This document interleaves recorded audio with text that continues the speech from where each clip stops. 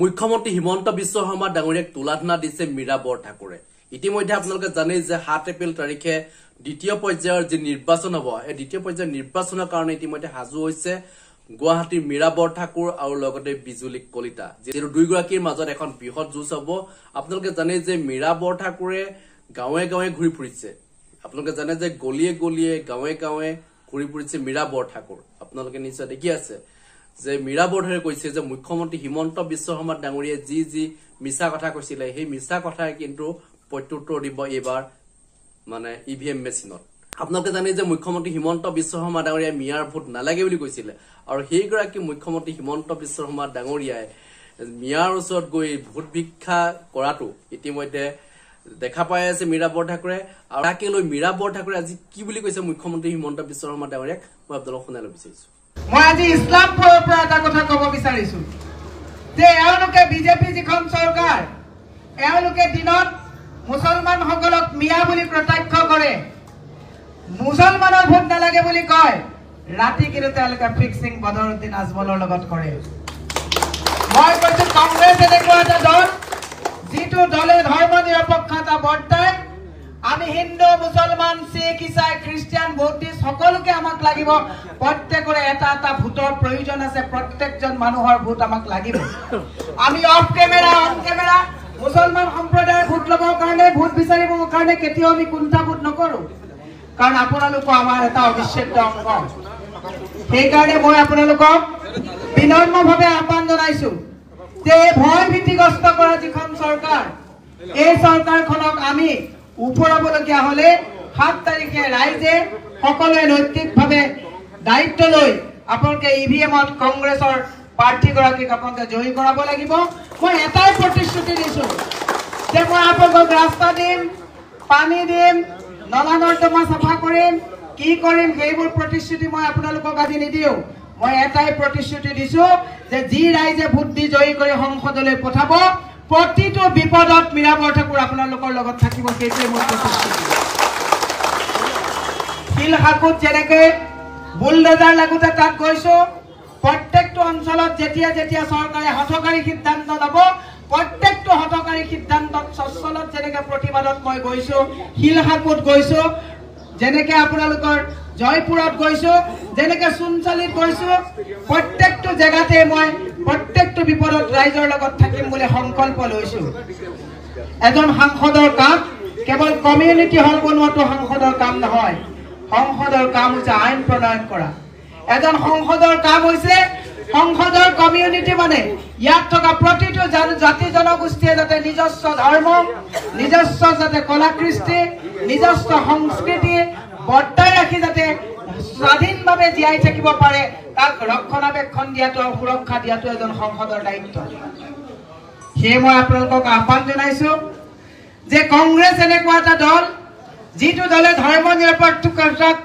বৰ্তাই ৰাখি, আপুনি মুছলমান হিচাপে নামাজ পঢ়ক, মই মন্দিৰত যোৱাত, কোনোবা বৌদ্ধিষ্ট টেম্পুলত যোৱাত, কোনোবা গুৰুদ্বাৰত যোৱাত, চাৰ্চত যোৱাত বাধা নাথাকা, সেইটোৱে দল, সেইখনে সংবিধান, যিখন সংবিধান বচাবৰ কাৰণে আপোনালোকে ভোট প্ৰদান কৰিব লাগিব। এওঁলোকে ৰাম ৰাজ্যৰ কথা কয়, বিজেপিয়ে ৰাম ৰাজ্যৰ কথা কয়। মই ব্ৰাহ্মণ কুলত জন্ম এগৰাকী মহিলা, মই গোস্বামী গোহাঁই ঘৰত বিয়া হৈছো। এওঁলোকে ৰামৰ কথা বুজাব নালাগে, ৰাম ভগৱানে তপত মানিছে, ৰামক লৈ ৰাজনীতি কৰা, এই ৰামেই তেওঁলোকৰ অধঃপতন নিশ্চিত কৰিব, এইবাৰ 24ত তেওঁলোকক গাদীচ্যুত কৰিব। ক'ত ৰামে কৈছে, ক'ত ৰামে কৈছে এটা ধৰ্মই আন এটা ধৰ্মক হিংসা কৰিব লাগে? ক'ত ৰাম ৰাজ্যত কৈছে এটা ধৰ্মই আন এটা ধৰ্মক মানে ঘৃণা কৰিব লাগে? এনেকুৱা ৰামটো আমি কেতিয়াও পঢ়া নাই, কেতিয়াও শুনা নাই। গতিকে মই সেইকাৰণে আপোনালোকক আহ্বান জনাইছো, সমন্বয় বৰ্তাই ৰখাৰ স্বাৰ্থত, যুৱ প্ৰজন্মৰ ভৱিষ্যত সুৰক্ষাৰ স্বাৰ্থত, মহিলাৰ সবলীকৰণৰ স্বাৰ্থত আপোনালোকে এবাৰ সিদ্ধান্ত ল'ব লাগিব। এইখন যিখন নিৰ্বাচন, এইবাৰৰ নিৰ্বাচন মীৰা বৰঠাকুৰৰ নিৰ্বাচন নহয়, এইবাৰৰ নিৰ্বাচন কেৱল কংগ্ৰেছৰ নিৰ্বাচন নহয়, এইবাৰ নিৰ্বাচন প্ৰতিজন ভাৰতীয়ৰ, প্ৰতিজন অসমীয়াৰ নিৰ্বাচন। এই নিৰ্বাচনত যদি পৰাজয় হওঁ, অনাগতৰ 20 বছৰলৈ বিজেপি চৰকাৰে নিৰ্বাচনৰ বাতাবৰণ নাৰাখিব। এওঁলোকে আমি এখন ফ্লেগ লগালে আঁতৰাই দিয়ে, আমি এখন পোষ্টাৰ লগালে আঁতৰাই দিয়ে, কিন্তু আপোনালোকে যদি এতিয়া যায় গোটেই বিজেপি স্কুলে অফিসে সকলোতে বিজেপি মই পতাকা লগাই থৈ দিছে তেওঁলোকে কৰিলে লীলা আৰু অপজিশনে কৰিলে ধৰিবানি কিলা কেছ দিব লাগে আজি 4 দিন আগত এখন মিটিং পাৰমিশন লৈ কৰাৰ পিছত মোৰ ওপৰত কেছ দিয়া হৈছে মই কিছু কেছ দিয়ক মীৰা বৰঠাকুৰে জীৱনত কেতিয়াও চুৰ ডকাইতি কৰা নাই কোনো অনিয়ম কৰা নাই মই যদি মিটিং কৰি সজাগতা কৰাৰ কাৰণে বিবেক ভোট কৰাৰ কাৰণে যদি 1000টা কেছ দিতে 1000 বাৰ কেছ লব কাৰণে মই ৰাজি আছো মই আপোনালোকক আজি অনুৰোধ জনাইছো ইয়াত বহি থকা প্ৰায় 1000 মানুহ প্ৰত্যেকজনে আজি সংকল্প লওক যে মই 10টাকৈ ভোট এবাৰ গণতন্ত্ৰৰ সুৰক্ষাৰ স্বাৰ্থত সংবিধান ৰক্ষাৰ স্বাৰ্থত ধৰ্ম নিৰপেক্ষতা ৰক্ষাৰ স্বাৰ্থত মই 10টাকৈ ভোটৰ দায়িত্ব লৈছো ইয়াত 1000 মানুহৰ ওপৰত বহি আছে 1000 জন মানুহ আজি সংকল্প লওক যে মই 10টাকৈ ভোট দিম 10000 ভোট আজি এই মিটিংৰ তলৰ পৰা আমি পাম বুলি মই আশা কৰিছো মই বেছি দীঘলীয়া নকৰো আৰু কেইবাখনো 4-5খন মিটিং আছে মই আপোনালোকক আহ্বান জনাইছো গোটেই গুৱাহাটী সমষ্টি 70 বছৰ স্বাধীনতাৰ পিছত কৰবাত আপোনালোকে শুনিছিলে নেকি যে ভোট কাক দিম বুলি শপত গ্ৰহণ লোৱা হয় আঁচনি ৰাইজৰ পইচাৰে দিয়া হৈছে আৰু আঁচনি দিয়াৰ পিছত এই সহজ সৰল মহিলাসকলক তেওঁলোকে শপত লোৱাইছে 10 গৰাকী আত্মসহায়ক গোটক যে ভোট আমি বিজেপিত দিম এনেকুৱা নজিৰ নথকা কথা কৰবাত শুনিছে নেকি মই হিমন্ত বিশ্ব শৰ্মাক এটা কথা ক'ব বিচাৰিছো আজি পলাশবাৰীত অৰুণোদয় ফৰ্ম বিলাই আছে এওঁলোকে নীতি আদৰ্শৰ কথা কয় যদি নীতি আদৰ্শৰ কথাই কয় আজি ইলেকশ্যনৰ বিধি চলিত উলংঘা কৰি কিয় অৰুণোদয় ফৰ্ম নি প্ৰলোভন কৰিবলগীয়া হৈছে এওঁলোকে নীতি আদৰ্শৰ কথা কয় যদি সঁচাকৈ নীতি আদৰ্শৰ কথা কয় কিয় হিমন্ত বিশ্ব শৰ্মাই কালি মিটিঙত ক'বলগীয়া হ'ল যে 2 মাহত লাখপতি বাইদেউক পইচা দিম বুলি ইয়া উলংঘা নহয় মই মুখ্যমন্ত্ৰী হিমন্ত বিশ্ব শৰ্মাক কৈছো যে মুখ্যমন্ত্ৰী হিমন্ত বিশ্ব শৰ্মাই কয় যে আজি তাৰিখত বিজেপিয়ে বহুত কাম কৰিছে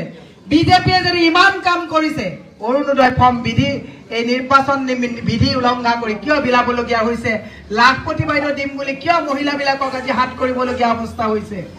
দুৰ্ভাগ্যজনক কথা যিজন মুখ্যমন্ত্ৰীয়ে মাহে 1000 কোটি টকা ধাৰ নললে কৰ্মচাৰীক দৰমহা দিব নোৱাৰে যিজন মুখ্যমন্ত্ৰীয়ে সচলত যেতিয়া আশা কৰ্মীসকলে অংগনবাড়ী সহায়িকাসকলে তেওঁলোকে যেতিয়া তাত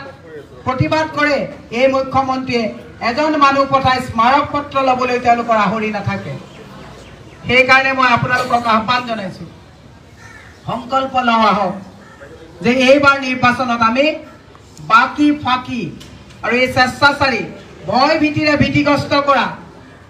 এইখন চৰকাৰক অতৰাব লাগিব এতিয়া কোন যায় কয় আপুনি পকা ঘৰ পাইছে নেকি দুজন মানে কৈছে হয় পাইছো ভোটটো বিজেপিক দিবনে কৈছে নিদিও সেইকেইজন বহুত জ্ঞানী মানুহ এইবোৰ কথা ভাইৰেল কৰিব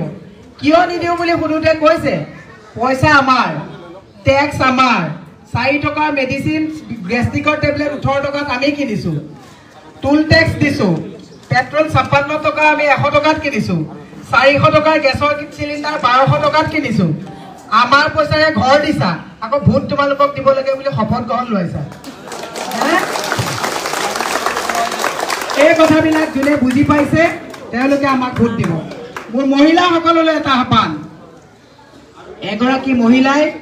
এপিজে আব্দুল কালাম বনাব পাৰে এগৰাকী মহিলাই ভূপেন বৰা বনাব পাৰে এগৰাকী মহিলাই প্ৰিয়ংকা গান্ধী বনাব পাৰে এগৰাকী মহিলাই মুখ্যমন্ত্ৰী বনাব পাৰে আৰু সেই গৰাকী মহিলাই যদি অৰুণোদয়ৰ পাল্লাত পৰি এই হিমন্ত বিশ্ব শৰ্মাৰ যদি চাকনয়াত এই নাকত ধৰি চাকত ঘূৰাৰ চালনীত পৰি সমাজখন যদি গঢ়িব নোৱাৰে মহিলা সমাজৰ কাৰণে তাতকে দুৰ্ভাগ্য কথা একো নাই সেই মই আজি আপোনালোকক আহ্বান জনাইছো 7 তাৰিখে বিবেক ভোট প্ৰদান কৰি আপোনালোকে মোক জয় কৰাওক মই এটাই প্ৰতিশ্ৰুতি দিছো যে যি জেগাত মিটিং কৰিছো যিসকল ৰাইজে মোক জয়ী কৰি পঠাব মই প্ৰতিশ্ৰুতি দিছো মই যদি জয়ী হৈ যাওঁ বিপদত বিজেপিৰ যদি তৃণমূলৰ কৰ্মী ওপৰে ৰাতি ফোন আহিলে মই তেওঁৰ ঘৰতো যাম কংগ্ৰেছী ঘৰতো যাম নন কংগ্ৰেছী ঘৰতো যাম এইটো আমাৰ দায়িত্ব কিন্তু দুৰ্ভাগ্যজনক কথা আজি মুখ্যমন্ত্ৰীজন কেৱল আমাৰ সকলোৰে কলকাতালৈ পইচা লৈ বিজেপিৰ মুখ্যমন্ত্ৰী হৈছে মই যদি সাংসদ হৈ যাওঁ গুৱাহাটী লোকসভা সমষ্টিৰ মই সাংসদ হম যদি কেঞ্চাৰত কোনোবা এজন বিজেপি পৰিয়ালৰ লোক যদি আক্ৰান্ত হৈ থাকে চৰকাৰী সুবিধা বিজেপি পৰিয়ালতো পাব লাগিব, কংগ্ৰেছতো পাব লাগিব। সেয়ে হৈছে মূল্যবোধৰ ৰাজনীতি। তেওঁলোকে মূল্যবোধৰ ৰাজনীতি পাহৰি গৈছে।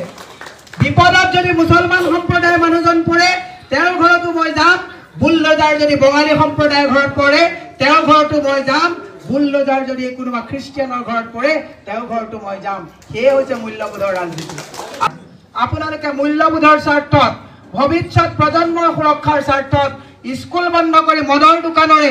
ৰাজহ চলাই বাকী আৰু ফাঁকিৰে চৰকাৰ চলোৱা চৰকাৰখনক অৱসান কৰাৰ স্বাৰ্থত এইবাৰ EVM-ত আপোনালোকে হাতৰ ছবিত ভোট দি জয়যুক্ত কৰিবৰ কাৰণে আহ্বান জনাইছো।